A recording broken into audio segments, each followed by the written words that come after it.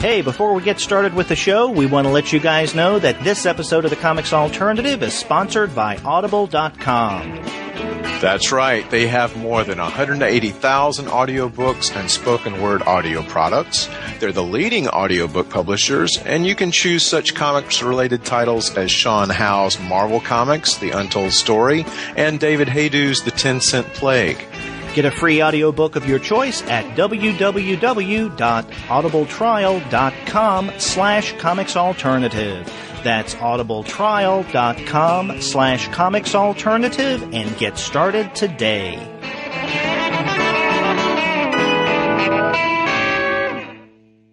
This is the Comics Alternative Interviews, a conversation with Gabriel Hardman and Corinna Bechko.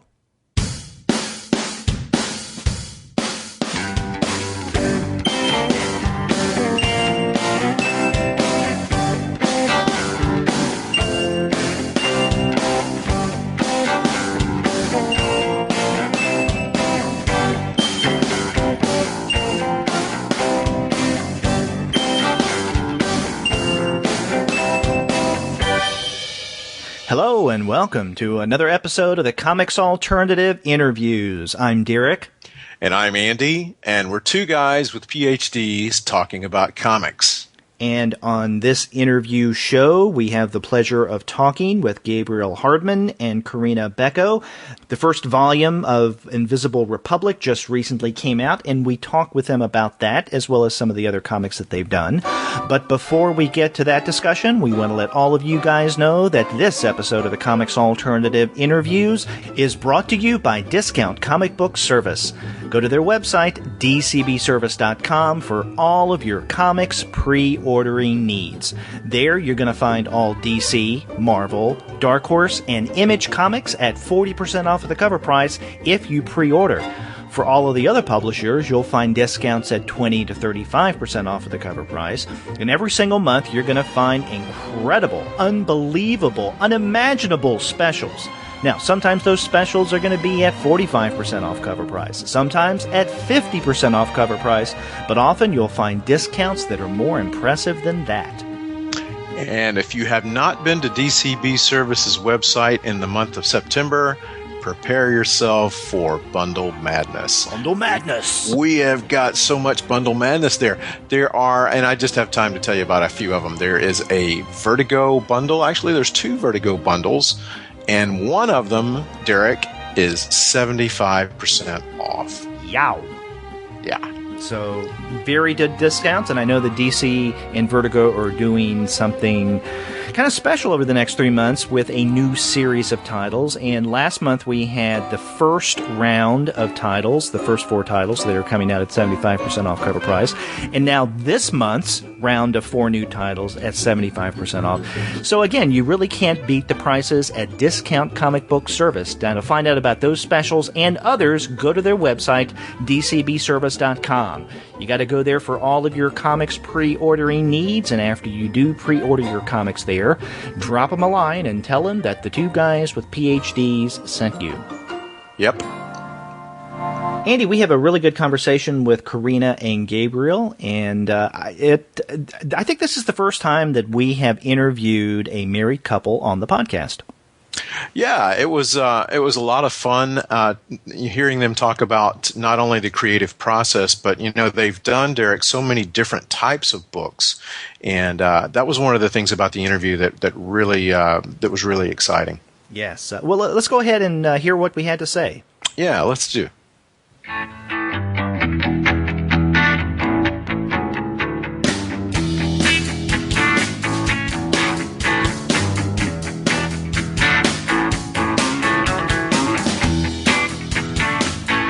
And we're very pleased today to have two guests. We have with us Gabriel Hardman and Corinna Bechko, and their latest book is Invisible Republic. Welcome, guys. Hey, hello. Thanks. Yeah, thanks for coming on to the Comics Alternative. Thanks for having pleasure. us. Well, I want to ask you both, Gabriel and Corinna, if people are not familiar with your work, and they are, maybe even if they are familiar with your work, and they see Invisible Republic or they've heard about it, and they aren't sure whether or not it's for them. What's your pitch for this title? Well, it's a sort of political sci-fi book about the secret history of a fallen regime, but it's a very ground level book. It's about characters. It's about their interactions. It's about the personal choices that people make and how those shape history. So, I mean, if and it's got an enormous scope to it because it tells the story in the present. After the regime has fallen, and through the point of view of a reporter who's investigating it, and from the earliest inception of this regime. So we see the character of Arthur McBride and his cousin Maya Reveron as just as they are they're sort of. Trash. They're people who don't, who are totally unimportant in the world, and the way that they that they make, particularly Arthur makes himself into a historical figure, and we understand both those things, from the two perspectives. That was kind of a longer version of it, but look. No, that's good. It's a bit of a political thriller as well as being science fiction. It's more of a political thriller than it is maybe action adventure, even though there's a lot of action in it. Yeah, it's all the president's men, but in space. Yeah, exactly. That's interesting. Corinna, when you said that it's more political thriller than science fiction, it just occurred to me. I mean, obviously picking this up and reading it, I know that it's science fiction, but in having read back through it a couple other times, the first volume, in preparation of our conversation, it occurred to me that in going back to reread this, I wasn't reading it so much as science fiction just because of the political intrigue angle. And I that's one of the things I enjoyed about this story is that you don't put at least certain aspects of genre front and center to where, yes, we know we're reading a work of science fiction, or in other cases, maybe we know we're reading a fantasy. I mean, this is primarily a political intrigue, thriller, mystery, if you want to call it that, kind of a mashup of different genres. And even though it's very much science fiction, in many ways, that seems, as at least to me as a reader, the sci-fi seems to take a back seat to other elements of the narrative. Did you intend that?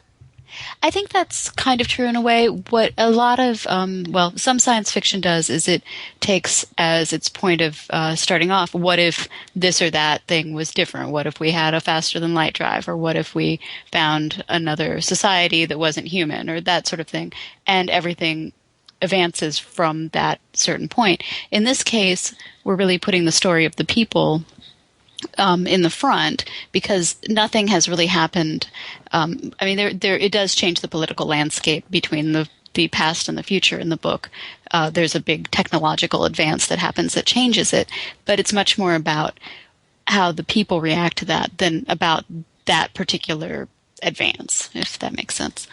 I know that you both worked on other different types of science fiction titles, such as Planet of the Apes and Star Wars Legacy. Again, even though those are very different science fiction books than what you're doing here with Invisible Republic, what did you learn from working on those books that prepared you for Invisible Republic? I think that most of it was, you want to know the real biggest thing that we learned? Was that if you write a Planet of the Apes comic or a Star Wars comic and you try to do really ambitious things in it, people are less likely to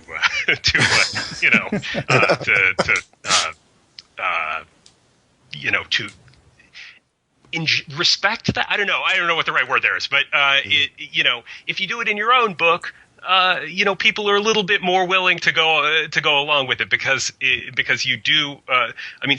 To me, the biggest difference is about preconception.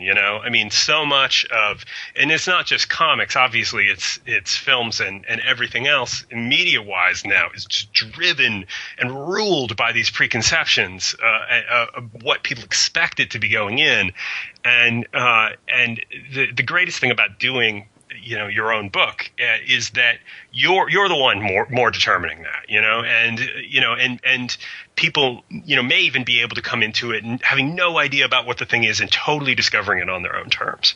And, there's no way to do that with Planet of the Apes or Star Wars. Like, we're not going to decide how what your relationship with Star Wars is, So,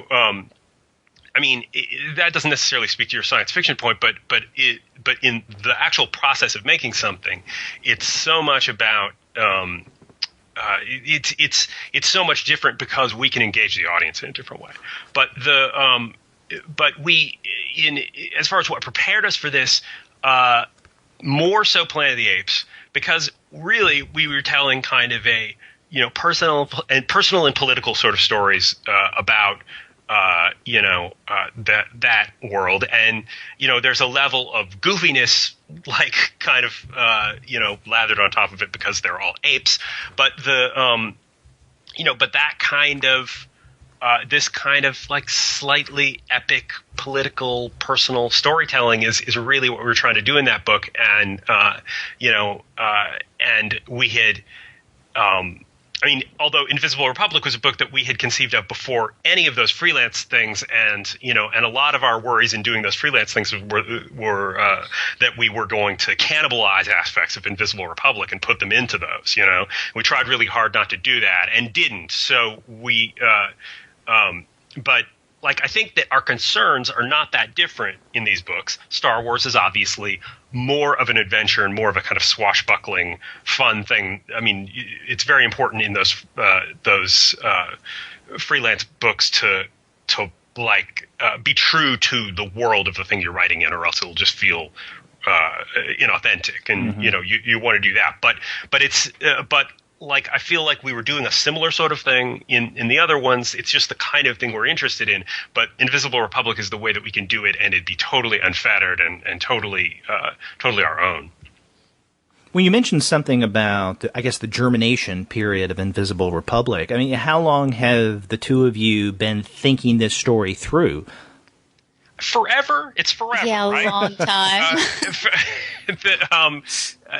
Certainly, probably around 2007 was when I did some. I probably did a version of the first issue of it around the time when. Probably before I even did any of the kind of freelance Marvel stuff, we did our first graphic novel called Heathen Town, and that and Invisible Republic was not called that then, but it was the project that we had hoped to do after that. But just we got distracted by other things. Well, now I'm a Bob Dylan fan, so is there any connection between the title Invisible Republic and Greil Marcus's title of his book on the Basement Tapes? 100%. Yeah. That's what I was hoping to hear. And Arthur McBride as well, right? Yeah. Exactly. Well, yeah. Dylan covered that on the right. It's not Dylan didn't write it. So. Yeah, but it's it's a traditional song, but that is the first place that I heard it. Or both of us heard it, and it was, and the idea of taking, not necessarily just that one, but like the idea of taking a kind of traditional rebel song, story, folk song, and kind of turning it into a science fiction story was the beginnings of this. But it's very much the embryonic beginning of this really big story. So what was the instigating factor that caused you guys to pull the trigger and to pitch this or come out with it with Image? Honestly, we're friends with Ron Richards. Ron Richards was at Image at the time, and he and they were interested in publishing Kinski, the graphic novel I did by myself, and we're like, well, what do you want to do? Is there another book that you guys want to do? And this, and the fact that we had done some little bit of other creator-owned stuff at other companies, and we were concerned we didn't want to do this book, which we knew would be big, and we knew we would have to have a lot of discretionary control over in order to just make it work, because it's a very different kind of book in a lot of ways. That we knew we would have to have absolute control over the book in order to do it the way that we wanted to do it. And so we held off on trying to go forward with this particular project until we could have a deal that meant that we could be totally in control of it. And that's what the Image deal is. I wanted to ask you too that, we talked a little bit about Heathen Town and Kinski, which I really like both of those books. But those two books and Invisible Republic are all different titles and even different genres. But, they have one thing in common, and that's compelling characters. I mean, these characters are they just feel so real and so well that we know that you know them, and the ways that you present them really do make them compelling to us. Can you tell us a little bit about the process for building some of these characters? Gosh, do we have a process? Especially in Invisible Republic. But I mean, I think the thing is that we're starting with these characters. The idea is about these characters. And, more that even though there's the contrivance of, the circumstances of the first issue of Invisible Republic with the, Arthur McBride and the reference and the folk song and stuff.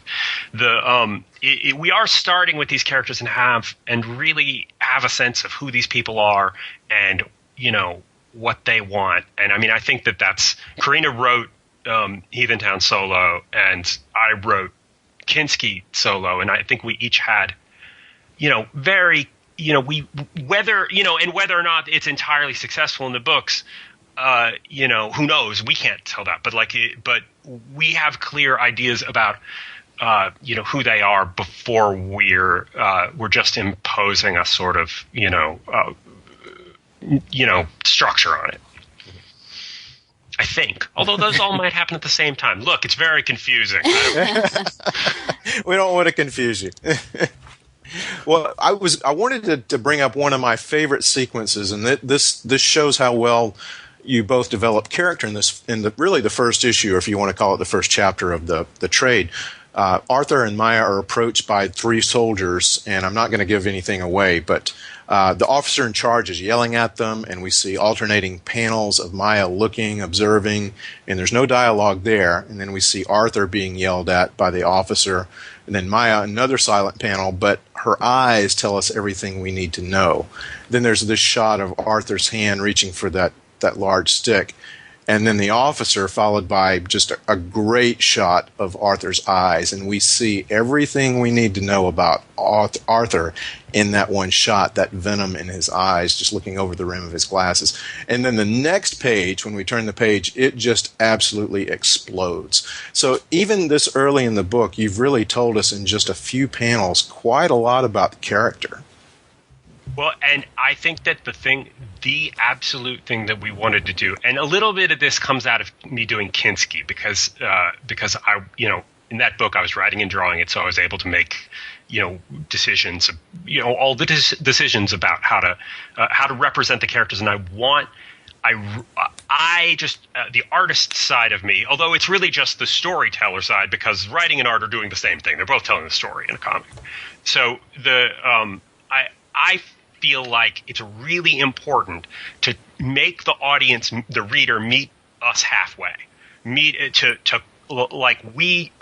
we're just, if we're didactic, or if we are just explaining what it is that's going on to the reader all the time, then I don't feel like the reader is engaged on the level that they need to be really, getting into this story. And and the reader needs to be able to, look at a silent panel and know what that means. Her eye, her expression changing, Arthur's expression changing, those are the same thing as writing dialogue. Those are the same thing as, those are, storytelling components that you absolutely have to have. And when, and I think that it's just a more powerful experience to have the reader engage close enough that they are getting that out of it, and we're not telling them, we're letting them, get it themselves.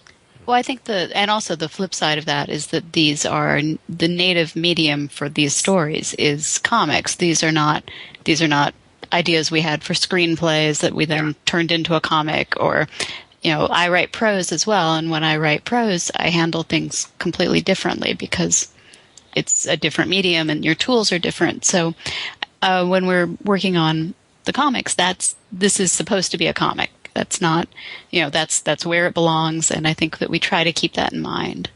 Yep. Well, to kind of piggyback on the example that Andy brought up, which is a really good one, where you use the visuals, the paneling, and then I guess the visual angle in order to both tell and not tell certain parts of the stories. I really appreciate what you do with the character of Kroger Bab. And I think up until you get to about, let's say, issue 4 or 5 of Invisible Republic, he's someone that I think a reader could initially believe to be maybe a plot device, an investigative reporter, as we would get in, let's say, Citizen Kane, someone to move the narrative along.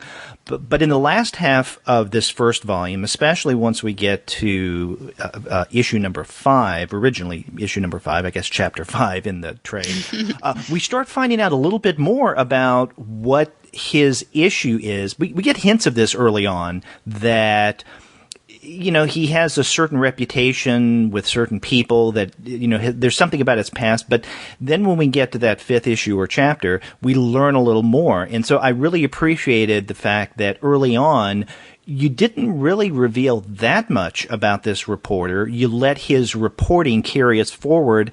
But then toward the end of this first volume, there's something else to him. And that gets back to the character issue that you brought up early on. Yeah, I think we have of everyone. I mean, in this book, we have a really clear idea who he is, and we'll be doing a lot more with that too in upcoming issues. But yeah, we I guess along with Maya and Arthur, he's the one that I think we both really understand how he works. Mm-hmm. And so. Yeah, and the part of the thing here is that. There aren't really heroes in this book. These people are people, and they're flawed, and we're, and they make good and bad decisions, and Bab has made a lot of bad decisions, and he may not be the greatest reporter, and we're not it's not Armageddon where we're following Bruce Willis because he's the world's greatest driller. These are about people thrust into circumstances and the decisions that they make and how those affect this bigger sweep of the history, and that'll be the case for Bab as well. And Bab is not going to be able to stay a reporter, really. He's not going to be able. It's going to get harder for him to be separate from the things that are going to go on in the present. Impartial, yeah. Yes. Mm. Now you're dealing in terms of Arthur and then Kroger.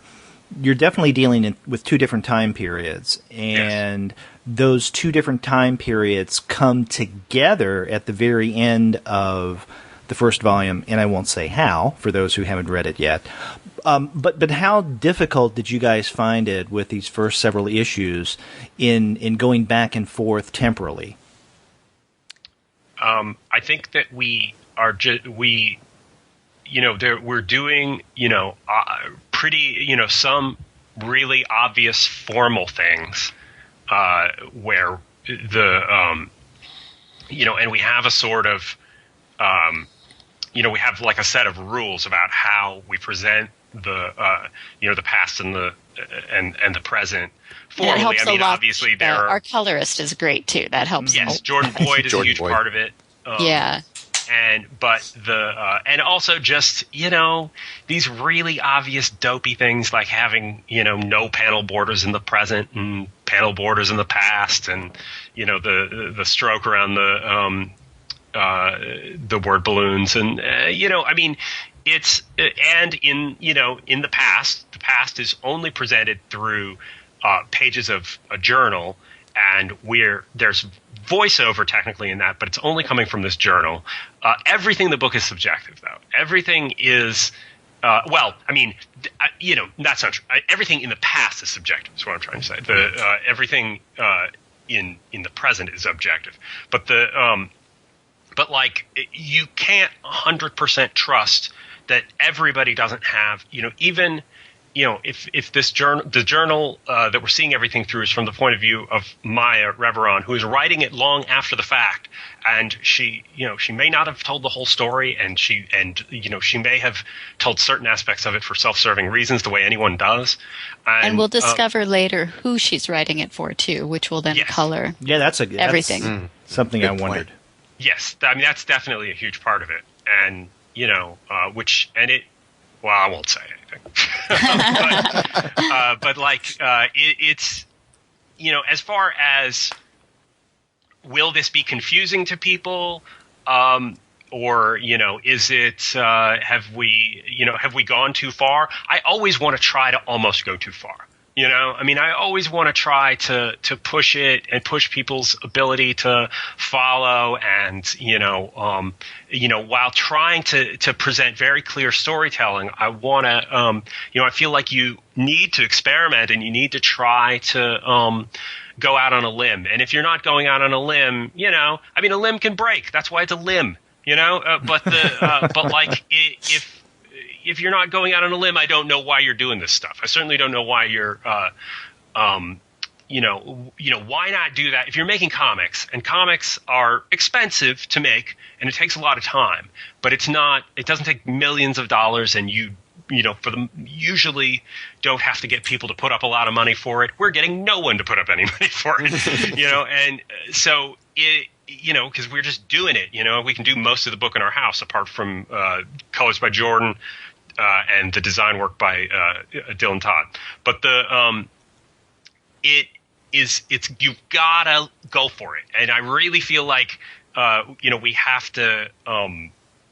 Maybe we'll go too far, maybe we'll stumble, but but I really believe that the really great things out there, which I'm not in any way comparing our book to, but there are great things out there, and those are by people who really went for it, and they could have failed miserably.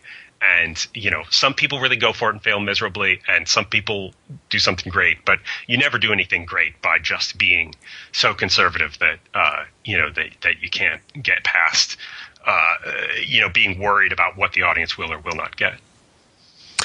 Gabriel, I wanted to ask you too. I really appreciate what you said about, especially the characters and are they a reliable narrator? Are they unreliable? These questions of truth and reliability.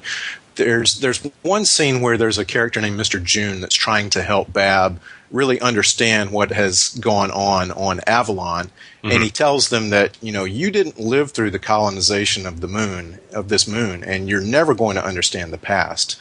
And I think there's a really important element in Invisible Republic that touches on an outsider's inability to understand what's going on around them, and that's one of the aspects of this book that I really, really like. Cool, yeah, and I think that is a lot about what the book is about, and it's also about, it's about people defining their own narrative, and it's about, needing to control that narrative, and obviously in this circumstance, to the point where somebody would try to kill Bab just to get a hold of this journal, which presents the past in a particular way, and so it's that kind of conflict between people trying to understand what's happened, and people's need to present the past in a way that might be self-serving. Yeah, and then getting back to that scene that Andy cited, I mean, I particularly appreciated the image of the anchor, because I think it resonates with what they're talking about there in terms of the past, memory, what this place means to them, and the fact that someone like a Kroger cannot really fully appreciate because he doesn't have that kind of anchor. Yeah, exactly. Absolutely. Now, since this is something that you guys had been thinking about for quite a while, my assumption is that you have the entire story already, at least loosely, mapped out. Is that the case? Yes. Yes, I mean, it is loosely, though, it's not every single beat. It's not entirely written. We have signposts to find, kind of, yeah. Yeah, and things have changed as we've gone along as well, because it has to we have to take opportunities, and it has to kind of grow, and which has changed the bigger picture of it in certain ways. But, I think I don't really think that it makes a lot of sense to just to be a slave to the plans that you made in the first place. If there are opportunities, and that's, both in the big picture of it and down to individual scenes where, since we both write it and I draw it and we're in the same house, and when we're married, I don't know if that came across, when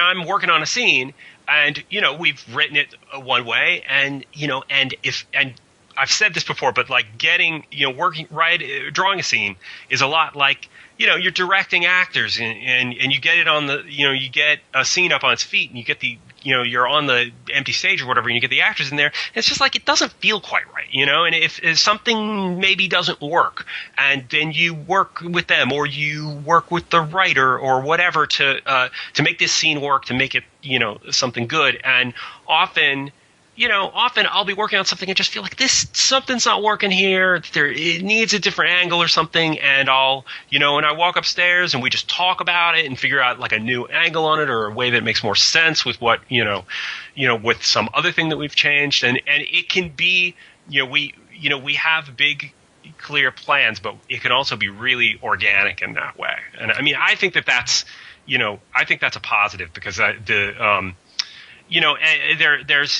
it's you can't do that in a lot of circumstances. Certainly in a kind of drawing stuff for Marvel Comics or something is, it's just too cumbersome to make those kind of changes on the fly.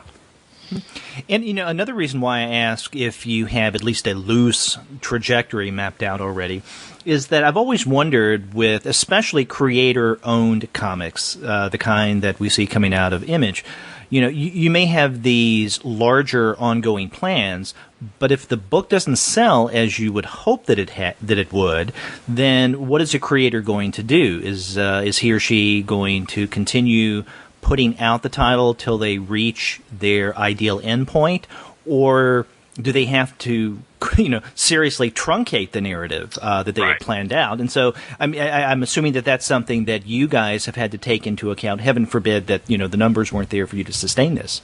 Sure, of course. Well, we have. Sorry. Go ahead. We have been in situations with licensed comics where it gets truncated. Like, for instance, Dark Horse had the license for Star Wars, and we're working on a Star Wars book at Dark Horse, and we had stuff planned out, selling well. And then the license leaves, and obviously we have to cut it short. So we know how difficult that is, and we're not going to do that to our book. No, if we can't sustain the sales through Image, the book will just stop. And at a point where we either put it out in a different way, or there's something else comes up that that makes it more financially viable. We'll just pick up the story again there. And this is a suicide mission. We're gonna, if one way or another we'll finish this book. And but this is not currently the case. Currently, it's doing fine. The trade is sold well, and will which hopefully will get us through, and we'll keep going with it. The current plans are for it to keep going. I read Invisible Republic and the trade, and I also wanted to comment just a little bit on the excellent essays from Corinna in the back of the trade. Thank you. Those are just really wonderful. Now, not having read the individual issues, how much are we missing as far as essays go in the individual issues? Well, there is one in every single issue, and it's always something that tangentially touches on a point in the book or upcoming in the book. And also in the individual issues, there's process stuff, either from Jordan or from Gabriel, or stuff we've put together. and there's letters. So we kind of approach the individual issues as if they're magazines in a way, so that you get the story, a chapter of the story, but then you also get this extra material that you can read and hopefully enjoy along with it, as opposed to the volumes, which are more like a book. Yeah, on the topic of the essays, I appreciated those as well, especially the one about bees. And I know, Corinna, you have the background in zoology. Yes, that's right. Are you a beekeeper? No, if I wasn't so busy, I would love to. That's something I'd love to do. I know we actually buy honey from a family down the road. Even we live in the middle of LA, but there's a family down the road that keeps bees and makes honey, and they go out on the weekends and have their table of honey. And I think that's just fantastic. So, and we need more bees. I'd love to do that someday. Yeah. Well, you're right. I mean, the fact that bees are some indicator of let's say, the state of our biological health on this planet. But I was also interested in that my father used to be an avid beekeeper. Really? By hobby. It was a kind of obsessive hobby. He was a barber, but he also had tons and tons of hives. And so when I was a kid, I grew up in a household with bees, and we had an observation house inside, or observation hive inside the house, and I helped my dad when he would go and extract the honey. So what you point out in terms of smoking the bees to calm them down, and when Maya is going through, I guess her initial breaking in period with the beekeepers, I very much appreciated that, and I thought, I wonder if Corinna's a beekeeper. I've become slightly obsessed with just the whole idea of bees and how they intersect our technology and the natural world, and I've read a ton of stuff over the last couple of years. I read everything about bees I can, so I'll be prepared if I ever get that beehive. And also the bee thing, the beekeepers and their position in the society is kind of important for later in the book. So it's something we wanted to go into on a micro level up front. Yeah, we're not done with bees in Invisible Republic by a long shot. Good. And, that also feeds into the political angle of the narrative. And getting back to the politics, now, it's definitely a political story here, but I'm wondering if at any point you have any plans to get a little more specific in terms of current political issues, either national or global? Or are you planning on just keeping it broader? I think that we don't want to. It's a book about politics, but in a way. I mean, it's really a book about these characters and the way that they, the way that they interact in their decisions. But but it's not about. But the book is not ideological, and the book isn't really about making, as strong of convictions as we personally have about things. We feel like it's like our job as fiction storytelling people to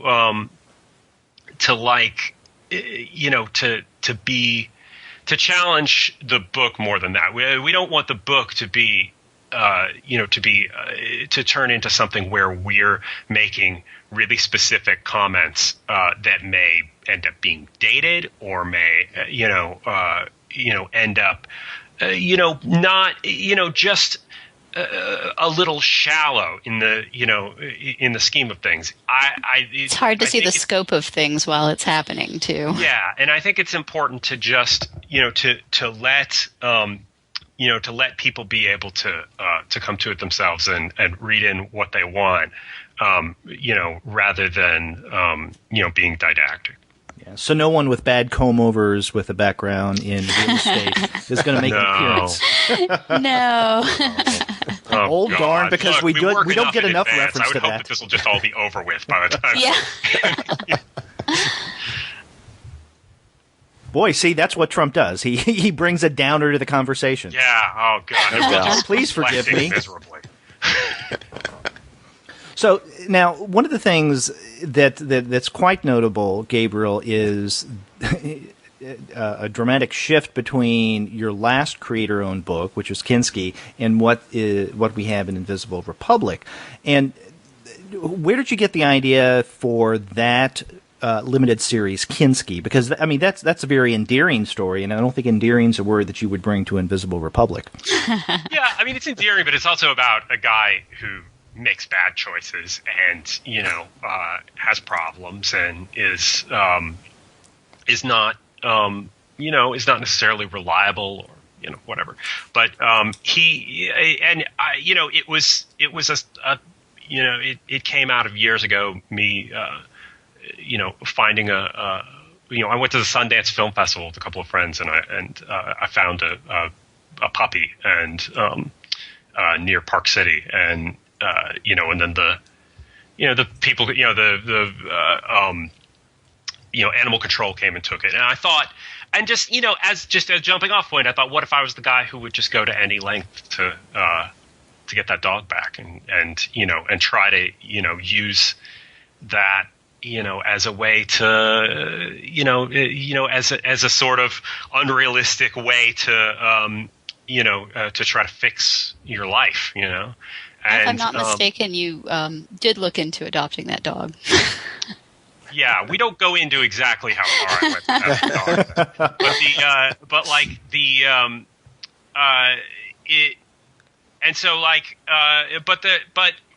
dog, there's an element to the book that is existential, and there's an element to the book where he does not get punished, and whether or not people are willing to go with that in a Goofy Dog book, I'm not sure. But tonally it is it's a lot goofier, and it's a lot and it's it's kind of funny, and but suspenseful, and and a lot of the I feel like I learned a lot of lessons in making that book about how far I could go with letting the audience engage, and how non-literal I could be with some things, and how to really go out on a limb and not just flatly tell the audience this is who this is, and this is this is what you should think. I really wanted with that book to tell a story where you're reading it and you have to make the decision about whether this guy is a psycho, or he is doing something that's right, or and the reactions to the book are some people just think it's a book about this psychotic nut job, and they can't understand why he wants this dog, and some people are at the complete opposite end, where they're like, he's a hero for saving this dog, and it has a lot to do with whether or not they have a rescue dog. Yeah. And look, we have a rescue dog as well, but it's. I still think, as much as I feel like it's, I do feel like the guy is doing the right thing in a certain way, but he's not doing it the right way. And if the and I think that that it's important to challenge the characters. It's important to challenge the audience, and that or readers, whatever, to not, I don't want everybody to be. I don't want to. I guess. We're not, one of the things it has in common is that we're not overtly trying to ingratiate ourselves with the audience, and they hope that they come along with us with, telling stories about these characters who are not 100%, likable all the time. Yeah. Well, Joe in many ways is like, I guess, Kroger in Invisible Republic. Not only complex, but complicated to the point that they're unlikable to some degree. Yeah. No, I think that's definitely true. Yeah. I like those kind of characters. Yeah. Well, they're much more human and much more engaging. Now, with Kinski, originally, you serialized that on Monkey Brain, and then the collection came out through Image. Now, what was your experience like going all digital at first, and had you considered something like that with Invisible Republic? We didn't consider it for Invisible Republic because it just felt like you couldn't make a big enough impact with it, And I love the idea of doing a book digitally first. Like, I just think that, that level of flexibility and, being able to deliver the book in that way is great. And, and I love everything about it. And I really, I think that, Chris and Allison and Monkey Brain did a great job with that stuff. But at the same time, just the way that the comics market works, it's just too difficult to get enough people to see the book. And then when you're putting out a trade, the retailers, because it's a digital book, are not necessarily familiar with it, and they're less likely to order books that that haven't come out in issues prior. And so, when the Image opportunity came along, we really just wanted to do it the current old-fashioned way, the way that people are doing it, and see if we can kind of succeed on those terms. But I still love the idea of doing a digital book, and I want to do another book that's a very, Kinski, if it's not, Kinski, if it wasn't clear, is a very, it's not a fantastical book in any way. It takes place in the world as sort of a quirky, I say Coen Brothers-esque sort of thing, even though that has nothing to do with the book. But but that makes sense, yeah. And I would love to do another book along those lines. I mean, I really like, telling stories about just, people in conflict over these very, very low level things, and I'd love to do another book like that. And maybe that would be something that I would do digitally, but, we'll see. You guys also have another book coming out in October, if I'm not mistaken. Well, or at least that's what I saw. No. I mean, the Crooked Man is a graphic novel, and it's and we kind of hit a bump with it, and basically we thought, we meaning I, because of drawing this stuff, thought that everything could get done, and it turns out everything can't get done. But Invisible Republic has to stay on schedule and has to keep coming out, and so that ended up being sort of the priority, and like a confluence of reasons, we Crooked Man is pushed back until next year. But we want it. It's a big sort of oversized, historically oriented graphic novel, kind of revenge thriller set in the 1906 San Francisco earthquake, and we want just the book to be done right, or not come out. I mean, it's a standalone graphic novel, so we made the call to just push it back rather than put out the book that's not quite right. So we can expect that later this year or the beginning of next year? Beginning of next year. Okay. Yeah. Okay. So there's going to be still time to order. Yeah, Yes. well, we're going to have to resolicit it. Yeah. So, because that, and because of, new rules at Image, there were multiple reasons. There's the Image changed the way that you solicit stuff and when things are due, which changed my schedule on Invisible Republic, which also had a kind of follow-on effect on getting Crooked Man finished. So, it's and I also sometimes work on films doing storyboards and to make money, and that's my other career. And so, sometimes you kind of gamble on all these things kind of working together and coming out perfect, and sometimes they don't quite work out. But, Crooked Man will come out, and it'll get resolicited, and it'll be awesome, and it'll be and Elizabeth Breitweiser is coloring it. It looks beautiful. For her alone, it's going to be a beautiful book. So. Well, another work you guys collaborated on that actually is out and has been for a while is Heathen Town. And I'm curious, Corinna, where did the idea come from for this? And are you from that area of Florida? I am from Florida. I was a third-generation Floridian, which was fairly unusual, even at that point, because most people move there, later. They don't grow up there. So I grew up there, and I loved the swamps, and I was always fascinated by all of the fossils that came out of the just cuts in the road and everything. And I love horror, especially horror that's about damaged, hopeless people. And so that's what came out of that. That's my distillation of those ideas. Because that is one creepy story. Oh, thank you. Yeah, I'm very, very fond of it. And I miss the swamps and stuff. It was nice to spend some time writing about them. Now, we have to ask, what is it like being a couple and working together in this way? What are the challenges? Mostly that we're just always working. Yeah, it's the always working of it all.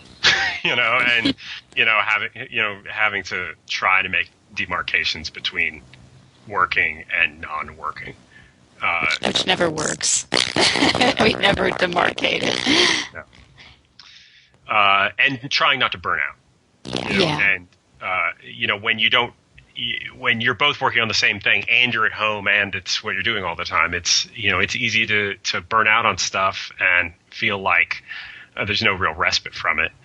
And that's sort of a challenge. But in general, it's gone very well. We generally tend to get along very well, and in the context of doing the work, and and obviously there are bumps because there would be in any working relationship. I've had worse bumps with other creators I've worked with. Trust me, not with Jeff Parker. Jeff Parker and I get along well, but with other with other people, and I've had we've generally gotten along very well together, and there's strife like there would be in any sort of creative working relationship, but we've been able to do it pretty well and kept going, and we haven't killed each other or anything. Not yet. Worse, I mean, these are those are victories, right? Mm. And it's good that we try to travel as much as we can, and we try to work in those things into our fiction where we can, just seeing new things. And it's good that we can share that as well. It's not a a hurdle. Now, in terms of traveling, what will you be doing this year in terms of going to conventions? We're definitely going to Emerald City.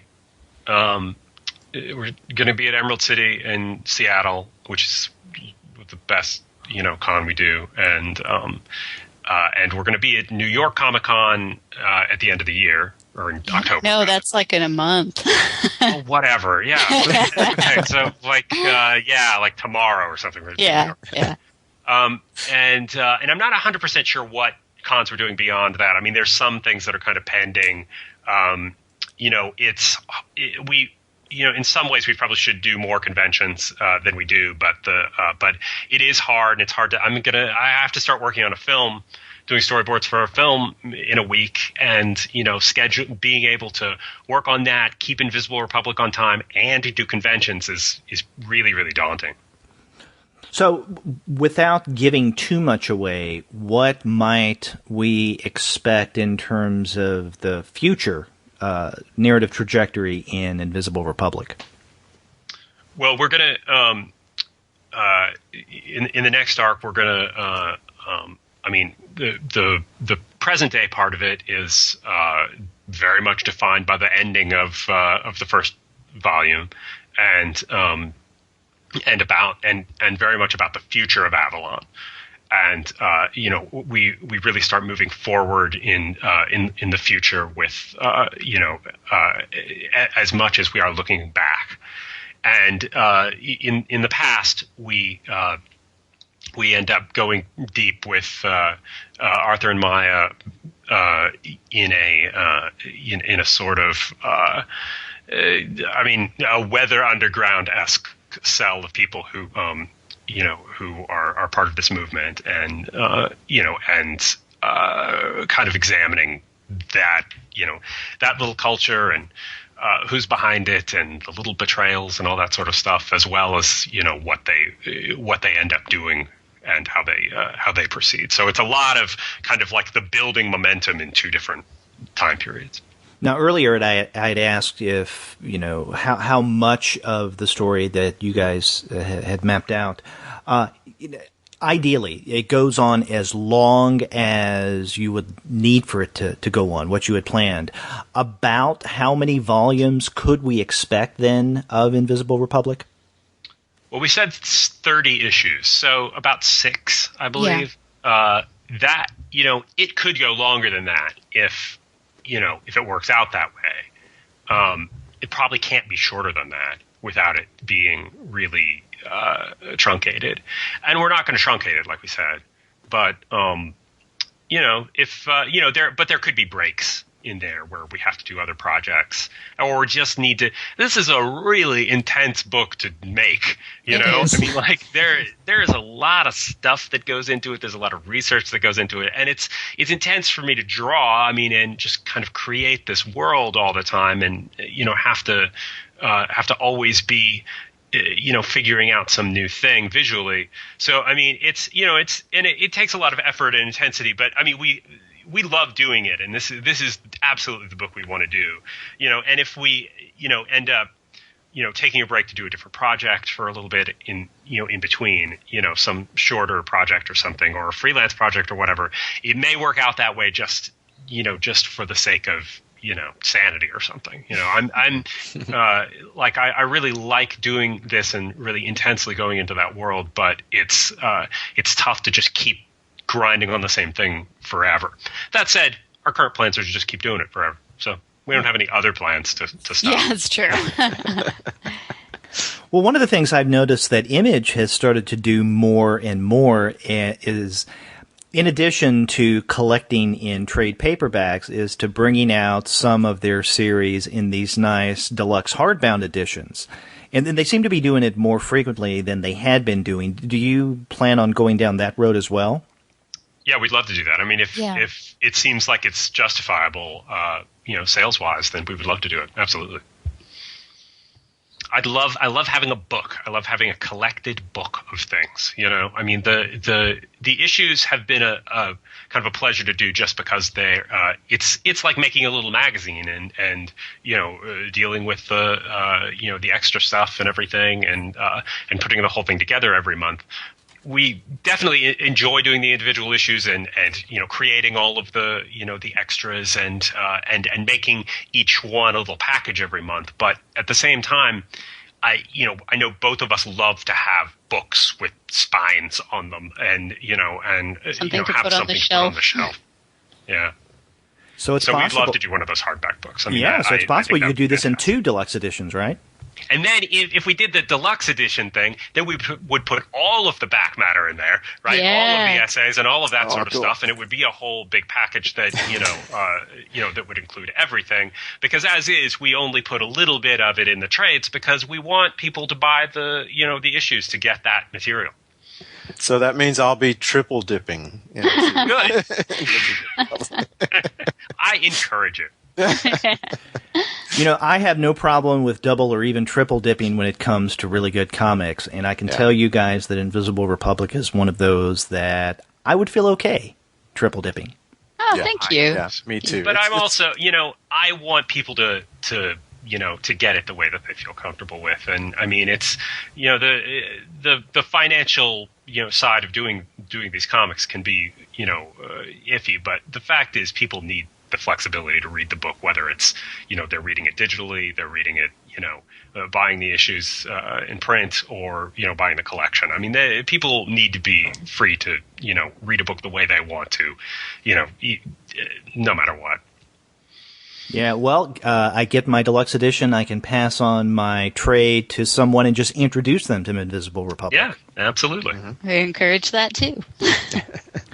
Well, Corinna and Gabriel, we want to thank you guys for being on the podcast, and good luck with the next volume of Invisible Republic.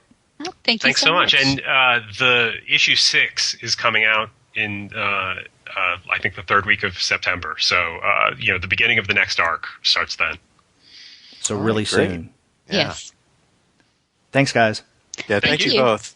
Thanks for great questions. Yeah, that's terrific. Oh, thank you.